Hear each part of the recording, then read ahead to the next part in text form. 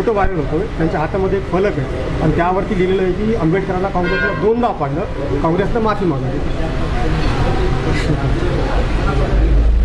आता मानसिकता कोणाची काय आहे? ज्यांना काँग्रेसने एवढं मोठं केलं त्या व्यक्तीकडून ह्या अपेक्षा नसाव्यात.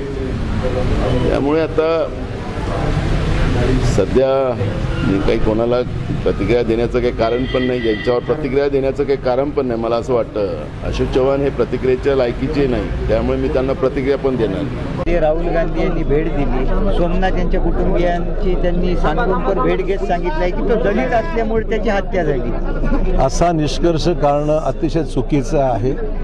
त्यांचं जे वक्तव्य पूर्णपणे राजकीय आहे.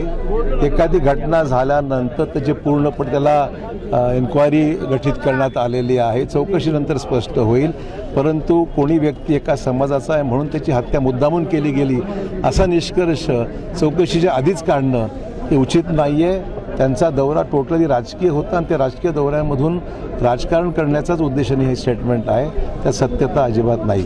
बीडमध्ये संतोष देशमुख ओबीसी आणि मराठा अँगल तिथे धनंजय मुंडे देखील. कृपया होणाऱ्या घटनेला कुठल्याही जातीचं स्वरूप न देता चौकशी अंती जे स्पष्ट होईल त्यातूनच निष्कर्ष काढता येईल. कुठल्याही समाजाला कुठल्याही व्यक्तीला बदनाम करणं किंवा समाजाला त्या व्यक्तीमुळे बदनाम करणं हे चुकीचं राहणार आहे. चौकशीमध्ये ते स्पष्ट होईल त्याप्रमाणे कारवाई करता येईल. वडट्टीवार काल म्हटले होते की ज्या उशीर मुद्दा म्हणून टाळत आहे की त्यांच्यामध्ये काही मंत्र्यांचे हात आहेत, त्याच्यामुळे टाळाटाळ. हे कोणी सांगितलं बा? कुठल्याही गोष्टीला आपण एखाद्या निष्कर्षाला चौकशी न करता येणं हे कितपत उचित आहे? पोलिसांचं काय काम आहे? मग राजकीय पुढाऱ्याने जर निर्णय घेऊन ठरवलं की हाच दोषी आणि तो दोषी आहे तर मग पोलीस कशाला आहे? आमचं म्हणणं पोलिसांनी चौकशी करून निष्पक्ष काम करावं.